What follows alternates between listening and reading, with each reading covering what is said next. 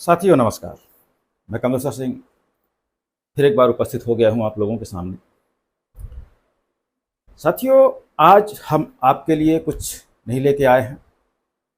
आज हम आपको थोड़ा सा ये जो सफ़र हमारा आप देख रहे हैं, बहुत सारे लोगों के मन में सवाल उठे हैं, कई बार किए गए हैं, मुझसे भी किए गए हैं और ग्रुपों में, फेसबुक में, आपस में भी किए गए हैं। ये कौन है, कहाँ से आए हैं, ये क्यों ऐसा कर रहे हैं, आखिर राष्ट्रीय स्वास्थ्य मिशन के पीछे क्यों पड़े हुए हैं, राष्ट्रीय स्वास्थ्य मिशन के कर्मचारियों का क्यों साथ दे रहे हैं। बहुत सारे सवाल जवाब आए हैं, लेकिन साथियों आज मेरे समझ में ये नहीं आ रहा है कि मैं खुशी मनाऊं या दुख मनाऊं, क्योंकि कुछ घटना ही कल एक फाइनल हुआ कोर्ट केस का हमारे, और उसमें हमारे राष्ट्रीय स्वास्थ्य मिशन के कुछ कर्मचारियों को उनके प्रभार से हटा के वापस उनके पूर्व पदस्थापना पर हाई कोर्ट के द्वारा भेजा गया है।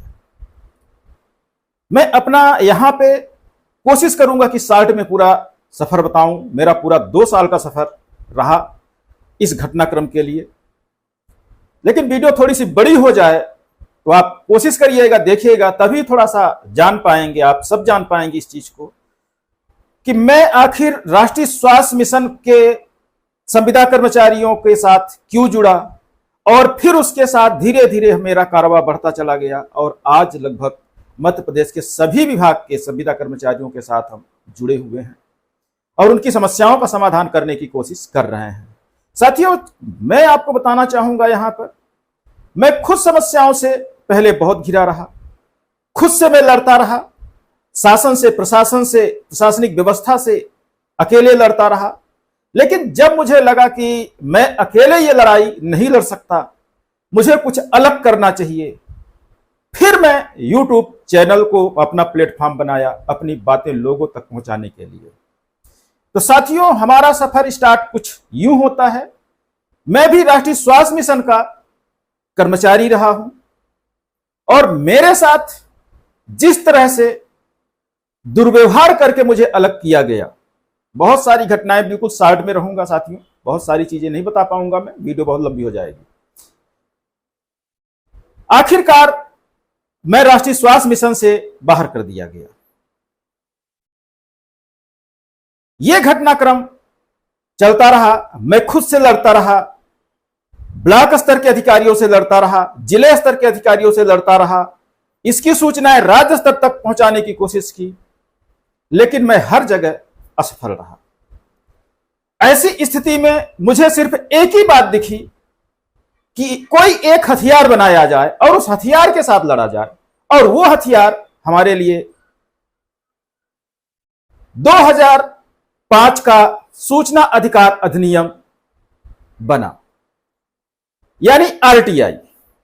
आरटीआई का मैंने उपयोग किया, उसको अपना हथियार बनाया, और 25 मई 2021 को मैंने पहली आरटीआई राष्ट्रीय स्वास्थ्य मिशन में उसके द्वारा किए जा रहे कार्यों को लेकर लगाई, और 25 मई 2021 से मेरा सफर YouTube के साथ, राष्ट्रीय स्वास्थ्य मिशन के साथ स्टार्ट होता है। सिर्फ 1 महीने भी अभी गुजरे नहीं थे, राष्ट्रीय स्वास्थ्य मिशन ने एक वैकेंसी निकाल दी, डीपीएम, डीएएम और डीसीएम, जिसको उन्होंने आंतरिक भर्ती का नाम दिया। लेकिन राष्ट्रीय स्वास्थ्य मिशन में आंतरिक भर्ती जैसी चीज, या किसी भी संविदा पद पर आंतरिक भर्ती जैसी चीज कोई नियमावली नहीं है, ना किसी एचआर में लिखा गया है कि आंतरिक भर्ती की जानी है। लेकिन यह भर्ती पूरी साजिश के तहत की गई थी। इस पे मैं नजर बनाना चालू कर दिया। उस समय से जब इसका एडवर्टाइजमेंट हुआ तब मुझे कोई दिक्कत नहीं थी, लेकिन बीच में एडवर्टाइजमेंट में सुधार किया गया राष्ट्रीय स्वास्थ्य मिशन के द्वारा, जबकि राष्ट्रीय स्वास्थ्य मिशन की चयन समिति को शायद ये पता नहीं है, या पता था तो जानबूझ के इन्होंने सुधार किया, क्योंकि जिन लोगों को सीट पर प्रमोट करना था, जिन लोगों को सीट पर बैठाना था, दरअसल उनकी योग्यताओं को लेके उन्होंने सुधार किया। जबकि उस पद के लिए वो योग्यता नहीं थी पहले, लेकिन बीच में एडवर्टाइजमेंट के बाद बीच में उस योग्यता को और कई ऐसे पद जिनको उसमें शामिल नहीं किया गया था आंतरिक भर्ती में, तो उन पदों को भी उसमें संशोधन में समाहित कर उनको भी चांस दिया गया। लेकिन सबसे बड़ी विडंबना इसमें यही रही कि शायद राष्ट्रीय स्वास्थ्य मिशन के चयन समिति को यह पता नहीं था कि जब कोई भी एडवर्टाइजमेंट कर दी जाती है तो पदों की संख्या के अलावा किसी भी भर्ती नियमावली में सुधार करने का अधिकार किसी के पास नहीं होता। ये कई हाई कोर्ट, जबलपुर भी इस चीज को निर्णय कर चुका है, आदेश दे चुका है इस मामले में। इलाहाबाद हाई कोर्ट भी इस मामले में आदेश कर चुका है।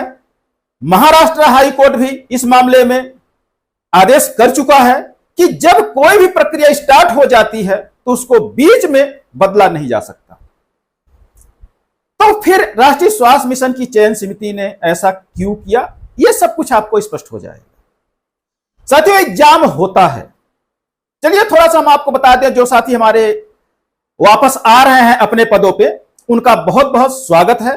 कुछ साथी तो हमसे पहले ही फोन पर बात करके, पहले ही जब राष्ट्रीय स्वास्थ्य मिशन ने 2021 दिसंबर में आदेश जारी किया था, उसी समय सब अपने अपने पद पर लौट गए थे। मुझसे बात भी किया था, मैंने उनको सजेशन दिया था कि रिजल्ट इसका शून्य ही रहेगा, आप कितनी भी मेहनत कर लीजिए। तो मैं तो यही कहूंगा कि आप लोग अपने पद पर चले जाएं, क्योंकि यदि मेरे खिलाफ कुछ हुआ आगे आने वाले समय में तो एचआर में बहुत कुछ प्रावधान है, संविदा भर्ती नियमावली में बहुत कुछ प्रावधान है, जिसके तहत यदि मैं दोबारा कोर्ट में गया तो हमारे किसी भी साथी की जो स्टे लेके बैठेंगे या जो अपने पूर्व पद पर जाके ज्वाइन नहीं करेंगे, उनकी सेवाएं समाप्त करने में हमें समय नहीं लगेगा। क्योंकि मुझे पता है कि तरीके क्या होते हैं, कानून क्या होता है, कानून के साथ कैसे लड़ा जाता है। तो हम उन साथियों का स्वागत करेंगे। राष्ट्रीय स्वास्थ्य मिशन ने आदेश जारी कर दिया गया है। हम हाई कोर्ट जबलपुर के भी आदेश का स्वागत करते हैं। हालांकि हाई कोर्ट जबलपुर ने आखिरी अपनी लाइन में लिखा है कि जो ये स्टे लिए थे, इनको स्टे अब नहीं दिया जा सकता, क्योंकि वो भर्ती प्रक्रिया खत्म कर दी गई है और उसमें गलतियां पाई गई थी, विभाग ने स्वीकार किया है। लेकिन हाई कोर्ट जबलपुर उनको इतना रिलीफ जरूर दे दिया है कि आप अपने पूर्व पद पर जाकर काम कर सकते हैं। लेकिन यहां पर हाई कोर्ट जबलपुर को यह नहीं पता है कि संविदा की नियमावली क्या है। और यदि हाई कोर्ट जबलपुर को यह पता होता कि संविदा में भर्ती नियमावली, एचआर की नियमावली क्या है, तो शायद वो आखिरी लाइन भी जबलपुर हाई कोर्ट नहीं लिखता और सीधे इनकी सेवाएं ही समाप्त करके इनको ऑर्डर कर देता। लेकिन कोई बात नहीं, मेरा किसी भी संविदा कर्मचारी से कोई विरोध नहीं है, क्योंकि मैं संविदा कर्मचारियों के हित में लड़ रहा हूं। मेरा विरोध है सिस्टम जो बना है उसके तहत प्रक्रियाएं क्यों नहीं की जाती हैं। सिस्टम को तोड़ मरोड़ के कुछ लोगों को फायदा पहुंचाने के लिए ऐसे नियम क्यों लाए जाते हैं, ऐसे नियम क्यों बनाए जाते हैं कि लोग जो कंपटीशन में बैठते हैं, मेहनत करते हैं, दिन रात तैयारी करते हैं और आखिरी में उन्हीं को छांट दिया जाता है, क्योंकि पहले से सीटें फिक्स हो जाती हैं कि इनका चयन किया जाना है, किसी भी हाल में, हर हाल में इन्हीं लोगों को टॉप करना है, बाकी लोगों को नीचे कर देना है, फेल कर देना है। साथियों, इस भर्ती प्रक्रिया में कुछ ऐसा ही हुआ था। पहले नियमावली परिवर्तन कर दी गई बीच में एडवर्टाइजमेंट के बाद, फिर भर्ती जब निकाली गई तो इसमें सारे नेता और उनके रिश्तेदार, बुरा मत मानिएगा, सच्चाई है ये, क्योंकि अभी मैं डीपली नहीं गया हूं, अभी सिर्फ मैं हाई कोर्ट के माध्यम से सिर्फ इस भर्ती प्रक्रिया पर सवाल उठाया है। अभी किसी संविदा कर्मचारी के उनके निजी मामलों में, यानी निजी मामले का मतलब पारिवारिक मामलों से नहीं है हमारा, निजी मामलों का मतलब यह है कि जिस पद पर उन्होंने काम किया है, जिस तरह से उन्होंने फॉर्म भरा है, जिस तरह से यह नौकरी उन्होंने पाई है, इन सब चीजों पर मैंने अभी सवाल नहीं उठाया और मैं कोशिश करूंगा कि सवाल मैं ना उठाऊं। इसके लिए सबसे ज्यादा जरूरी यही होगा कि हमारे साथी बड़े अच्छे से अपने पूर्व पद पर आए और अपना काम स्टार्ट करें, ईमानदारी से अपना काम करते रहें। हमारा कोई लेना देना नहीं, मैं सिस्टम से लड़ रहा हूं, संविदा कर्मचारी से। तो साथियों, इसमें पूरी भर्ती प्रक्रिया जो है साजिश के तहत की गई और आखिरी में महिला आरक्षण जो शासन के द्वारा, संविधान के द्वारा दिया गया है, उसको भी छीन लिया गया इस भर्ती प्रक्रिया से। और फिर इस पर पिटीशन का दौर चालू होता है। पिटीशन मैं लगाता हूं, हम आपको फोटोज दिखाई दे रहे हैं, आप देखते चलना, फोटोज लगे हुए हैं। तो साथियों, यह दौर स्टार्ट होता है और आखिरकार जुलाई से यह दौर स्टार्ट होकर दिसंबर में जाके खत्म होता है। लेकिन वहां पर भर्ती प्रक्रिया निरस्त कर दी जाती है विभाग के द्वारा, क्योंकि आपत्तियां जो लगाई जाती हैं मेरे द्वारा वो सभी सही साबित होती है। और सही साबित होने के साथ हाई कोर्ट भी आदेश कर देता है कि यह जो भर्ती की गई है यह नियम विरुद्ध की गई है। और आखिरकार हमारे साथी कुछ अपने ईगो को लेके आ जाते हैं, उनका ईगो हर्ट होता है और स्टे ले लेते हैं, जबकि उनको भी पता था और मुझे तो पता ही है, क्योंकि रिजल्ट तो मैं पहले ही गुड़ा भाग, क्योंकि जब मैं कोई काम करता हूं मैं उस काम में मेहनत बहुत करता हूं, कानूनी दांव पे सारे निकाल के निचोड़ करके तो ही मैं हाई कोर्ट की तरफ जाता हूं। तो साथियों, मुझे पता था, आखिरकार रिजल्ट आया, हमारे सभी साथी वापस आ गए और आ भी जाना चाहिए। और उनका बकायदा हर उस ब्लॉक में, हर उस जिले में स्वागत होना चाहिए कि वो आए और अपनी नौकरी बड़े अच्छे से फिर से अपने पद पर रह के पूरा करें। और भविष्य में यदि फिर से भर्तियां निकलती हैं तो ईमानदारी से उस पद पर जाएं, फॉर्म भरें और फाइट करें एग्जाम को, और फिर से वो पूर्व पद, उच्च पद पर बैठ जाएं, कोई दिक्कत नहीं होगी। साथियों, ये हमारा जो सफर रहा कल की तारीख में पूरी तरह खत्म हो जाता है। लेकिन यहां पर एक घटनाक्रम और बीच में रहा, उसको हम आपको जरूर बताना चाहेंगे। साथियों, हाई कोर्ट के निर्णय पर मेरी नजर लगातार 2 साल से बनी रही और हर अपडेट में देखता रहा। आखिरकार 30 जून 2023 को जो स्टे लगा होता है उस पर फाइनल आदेश हाई कोर्ट कर देता है। अब मैं उसके ऑर्डर का इंतजार करना चालू कर देता हूं, लेकिन लगातार इंतजार करते करते करते ऑर्डर अपलोड ही नहीं हो रहा है। आखिर अपलोड क्यों नहीं हो रहा था? क्या इसमें भी कोई साजिश थी? आखिरकार मुझे फिर मेरा पुराना हथियार उठाना पड़ा और 12 तारीख की डेट में, 12 जुलाई की डेट में मुझे आरटीआई लगानी पड़ी और आरटीआई लगाई गई। आरटीआई का जवाब भी बकायदा बनाया गया, वो जवाब भी तैयार करके ऑफिस में उस जवाब को भी दबा दिया गया। जब ऑनलाइन में चेक करता हूं, क्योंकि आरटीआई ये ऑनलाइन मैंने हाई कोर्ट में डाली थी, तो उसमें डिस्पोज दिखा रहा है लगातार और ऑफलाइन दिखा रहा है। आप भी देख लीजिए, मैं दिखा रहा हूं यहां। मैं सोचा कि शायद वो हमें ऑफलाइन डाक के माध्यम से ये भेजेंगे इसकी जानकारी, लेकिन लगातार मैं 23 तारीख तक इंतजार करता रहा, लेकिन 23 जुलाई तक मैं लगातार इंतजार करता रहा। लेकिन जब डाक से नहीं आया तो हमने कहा जबलपुर में मैं भी रहता हूं, जबलपुर में हाई कोर्ट भी है, आखिर कितने दिन लगेंगे रजिस्ट्री आने में हमारे घर। मैंने अपना झोला झंडा उठाया, आरटीआई का हथियार उठाया और मैं हाई कोर्ट पहुंचा। गेट पर मैंने एंट्री कराई, आरटीआई सेल में बताया, वहां पर जो गार्ड्स रहते हैं पुलिस वाले, उनको मैंने डाटा दिया, अपना परिचय दिया अपना, वो पूरी एंट्री किया। उसके बाद मैं पहुंचा, पूछते पूछते आरटीआई सेल में, तो वहां के जो अधिकारी थे, हमने उनको अपना डाटा दिखाया। हमने कहा महोदय जी, ये हमारा केस डिस्पोज दिखा रहा है और ऑफलाइन दिखा रहा है, मुझे कोई लेटर नहीं मिला, आखिर कितना दिन लगेगा इस लेटर में? उन्होंने कहा आपको लेटर नहीं मिला, लेटर तो आपके लिए डिस्पैच हो चुका है। तो हमने कहा बताइए हमको यदि कहीं डिस्पैच आपके पास हो। उन्होंने कहा थोड़ा सा समय दीजिए। मैं वहीं खड़े खड़े देख रहा था, उन्होंने कंप्यूटर पर देखा, आखिरकार एक फोन उन्होंने लगाया। वो फोन किस डिपार्टमेंट में लगाया, कहां पर लगाया मुझे जानकारी नहीं, लेकिन मुझे ऐसा लगा कि जहां पर ऑर्डर स्कैन होते हैं ऑनलाइन, स्टेटस में हाई कोर्ट के दिखाया जाता है, शायद उसी ऑफिस में लगाया गया। उन्होंने फोन लगाया और बोला क्यों, मेल आना जाना आजकल बंद है क्या? उधर से क्या जवाब आया मुझे नहीं पता, लेकिन उन्होंने यह कहा यदि आना जाना चालू है तो यह प्रकरण नंबर आप देखिए, इस प्रकरण नंबर का मेल क्यों नहीं गया पार्टी को? उन्होंने बोला नहीं मैंने भेज दिया है।